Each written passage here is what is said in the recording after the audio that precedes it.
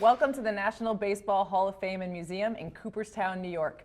I'm Lindsay Berra, joined by MLB All-Star Carlos Peña and Curator John Odell, and we're talking about the Hall of Fame Connections episode, From the Great One to His Airness. So this episode goes from ice hockey to basketball with a whole bunch of baseball in between.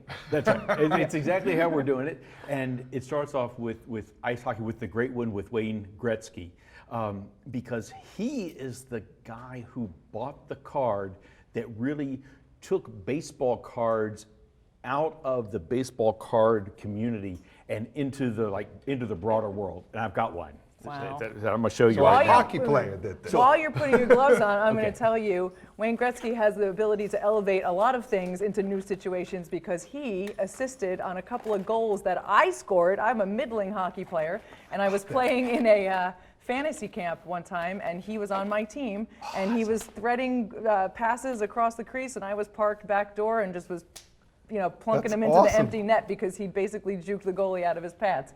So I had 3 goals on Wayne Gretzky assists. Hey, I bet you didn't know that, John. I did not know that. That's pretty cool. And that's what great people can do, and great athletes can do, is they can make you better. Wayne Gretzky bought this baseball card. Yeah. So the Hannes Wagner baseball card, the T206, and I've got, like I say, got one right here.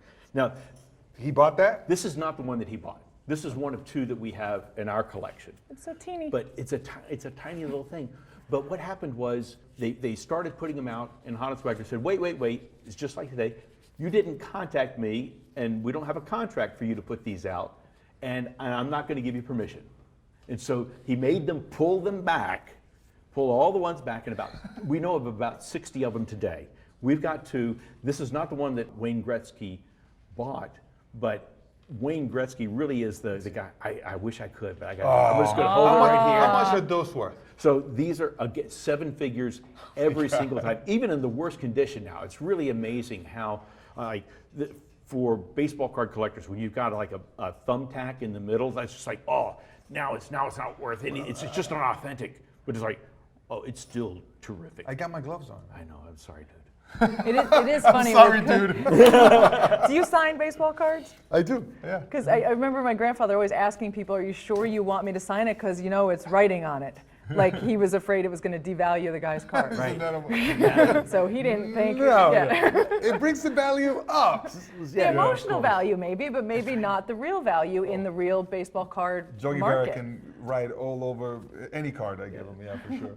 So Hannes Wagner, so that's his card, but here's Wagner. So in 1939, I'm going to hand this to you. Oh my God. 1939, Wagner sends us this bat.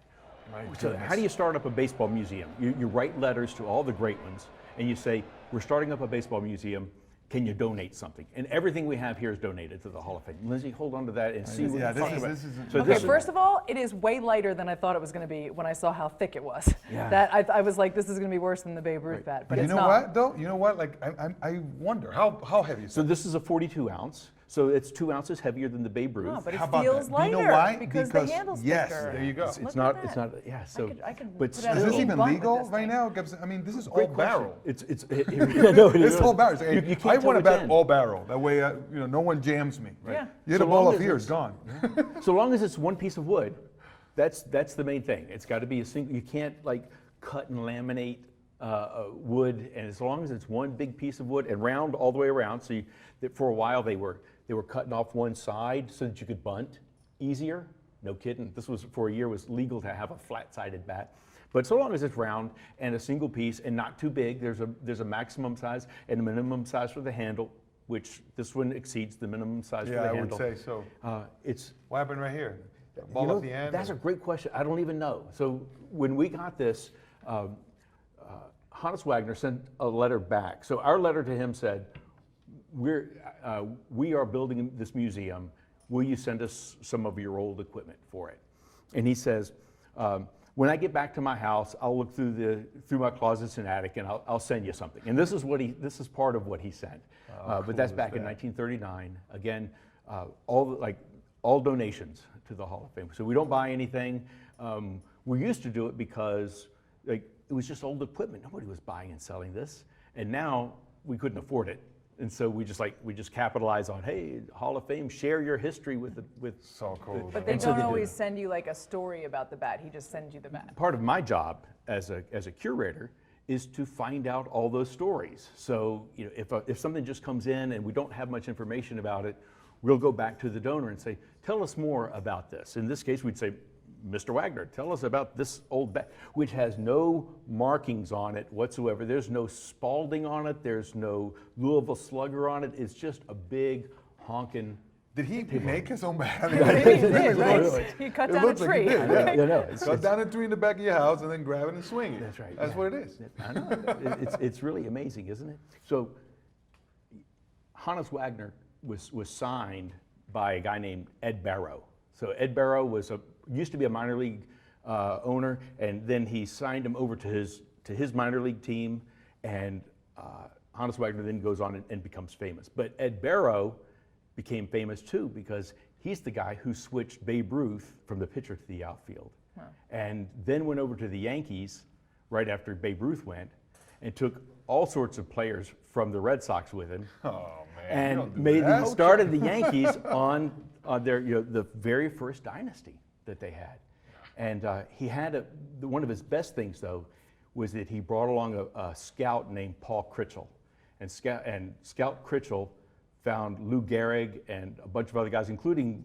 Phil Rizzuto and Whitey Ford. So all the way up until your granddad's time, Critchell is finding ball players, and so creating this great Yankee mystique.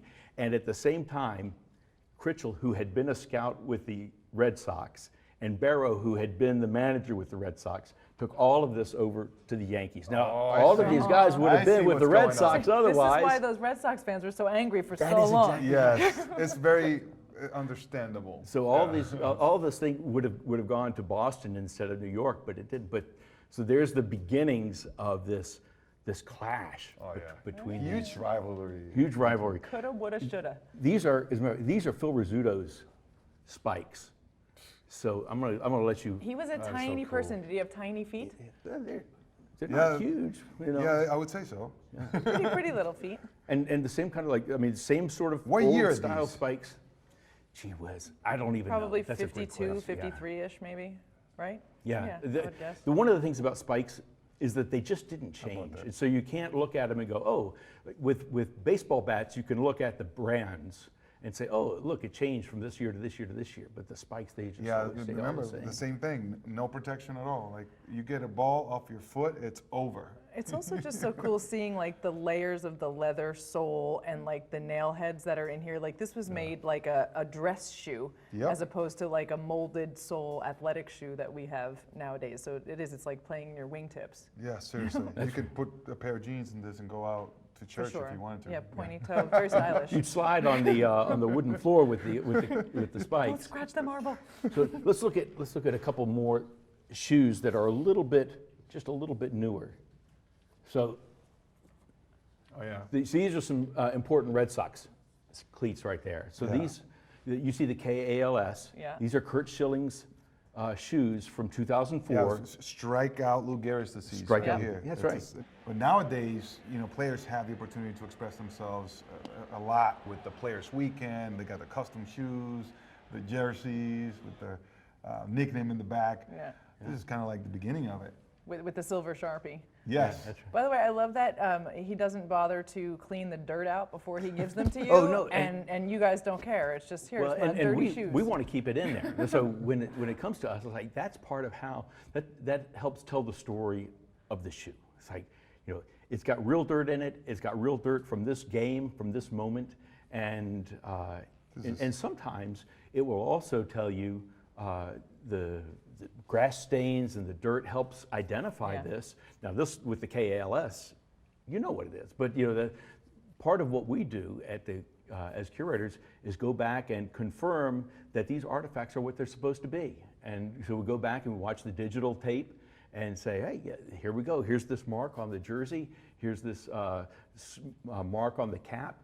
here's this spot on the shoes. Now these are the same shoes he wore when he had the bloodied sock. That's right. right. That's right. I mean, it's an epic moment right there. Do you have the bloody Yeah. sock? We don't have the bloody sock, but we've got the shoes. It's a great question. Well, someone has to have the bloody sock. Well, it is a great question. Yeah. So that brings us to His Airness, right? So Terry Francona, manager of the Red Sox, was earlier manager in the White Sox organization down at AA Birmingham.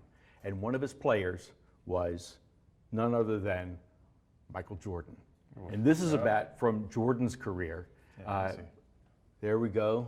And a little bit different than the Hannes Wagner bat, I right? would say so. I mean, this feels like a toothpick compared to Wagner's bat. It really does feel like a toothpick. The question today always is, well, how good was Jordan as a baseball player? And Francona said he really needed just 3 years. He needed 1,500 at-bats. He got 500 in his first year. He hit 200 during the regular season, then went to fall ball, hit 250, so he's getting better. This is better competition. And Francona said that he had the determination and knew what it took to get to be great. I always remember Bob Feller's comment about how he said Michael Jordan at the beginning couldn't hit a curveball with an ironing board, but it looks here like he's starting to square some up, right? That's what I'm looking at right here. Look, if you look at the ball marks, I mean, they're right around the barrel. This one in particular, you know, you see the wear and tear of the bat. Yeah. I mean, he's barreling a lot of baseball, so maybe he was a better hitter than we give him credit for. So He's Michael Jordan. he's He Michael can do it Jordan. all. As you learn more about it, you realize, holy cow, what an athlete he was. Yes. So hockey to basketball with a little bit of baseball in between. With an amazing trajectory. I love the way you took us through that. Thank you so much for making all of those connections for us. If you're interested in the people, places, and artifacts featured in this episode, go to baseballhall.org, where you can plan your visit to the National Baseball Hall of Fame and Museum in Cooperstown, New York, and discover your own connections to the game.